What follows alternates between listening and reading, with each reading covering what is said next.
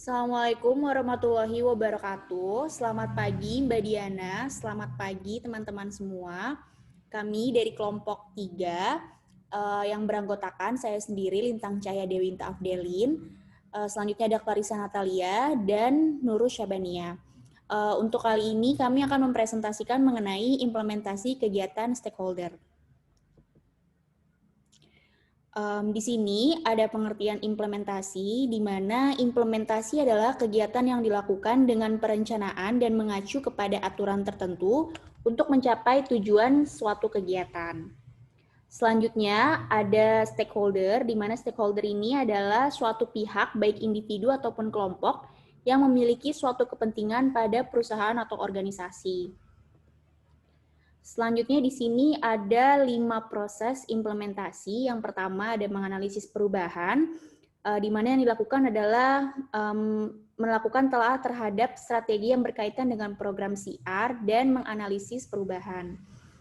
Selanjutnya ada menganalisis struktur organisasi. Yang dilakukan adalah analisis pengaruh program terhadap struktur organisasi dan melakukan penyelarasan. Selanjutnya ada menganalisis budaya organisasi, dan yang keempat ada menganalisis kepemimpinan, dan yang dilakukan adalah menganalisis kepemimpinan yang ada dan melakukan penyesuaian dan peningkatan kualitas kepemimpinan. Dan yang terakhir ada implementasi dan evaluasi strategi, di mana yang dilakukan adalah melakukan pengendalian terhadap proses implementasi dan melakukan evaluasi. Selanjutnya akan dilanjutkan oleh teman saya, Clarissa. Nah, lalu di sini stakeholder dibagi menjadi 2 bagian, yaitu stakeholder internal dan juga eksternal. Nah, yang pertama itu ada stakeholder internal. Yang pertama itu ada pemegang saham. Pemegang saham atau pemilik perusahaan di kebanyakan negara yang baru memulai melakukan pembangunan industrinya, ternyata mempunyai kekuasaan yang sangat besar. Nah, yang kedua itu ada manajemen dan top eksekutif. Seperti yang dijelaskan pada pembahasan tentang pemilik perusahaan muda, manajer perusahaan berada di bawah kendali pemilik. Lalu yang ketiga itu ada karyawan. Karyawan adalah orang-orang dalam perusahaan yang tidak memegang jabatan struktural. Lalu yang terakhir ada keluarga karyawan. Di next.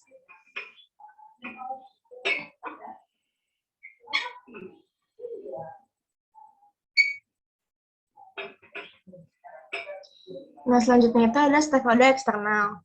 Stakeholder eksternal adalah unsur-unsur yang berada di luar kendali perusahaan. Yang pertama itu ada konsumen. Pasar dewasa ini sangat tergantung kepada konsumen, yakni pria atau wanita yang membeli produk suatu perusahaan. Yang kedua itu ada penyalur, yang ketiga ada pemasok, dan yang keempat itu adalah bank. Bank adalah lembaga komersial yang tidak hanya mengandalkan bunga yang diterima, tetapi juga menjelaskan, juga menjamin atas pengembalian kredit pokok kreditur.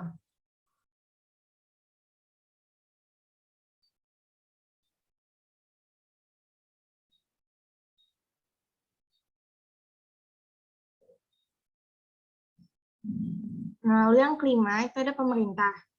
Peran pemerintah itu dibutuhkan untuk menciptakan lapangan pekerjaan, menyediakan modal, melindungi para karyawan, sumber alam, mengatur hukum, dan juga mengatur investasi, modal asing, dan juga sebagainya.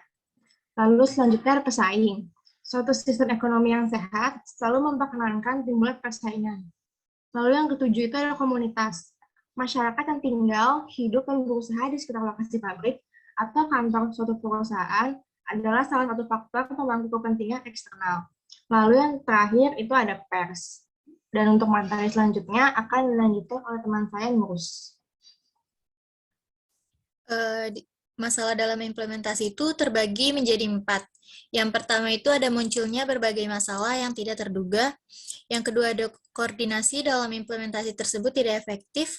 Yang ketiga itu ada tidak terkendalinya faktor-faktor lingkungan eksternal.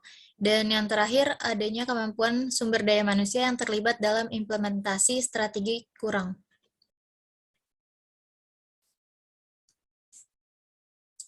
Selanjutnya, di sini saya akan menjelaskan perihal studi kasus mengenai analisis stakeholders manajemen dari PT ABC terkait kasus kebakaran lahan, yang dimana dalam perjalanan operasional perusahaan PT ABC mendapatkan beberapa permasalahan yang berasal dari sisi lingkungan. Salah satunya ialah peristiwa kasus asap di Riau yang terjadi pada tahun 2015. Pada saat itu, beberapa perusahaan yang beroperasi di daerah tersebut, termasuk PT ABC, dianggap sebagai salah satu penyebab kebakaran lahan yang menyebabkan terjadinya asap yang tersebar di beberapa wilayah Pulau Sumatera.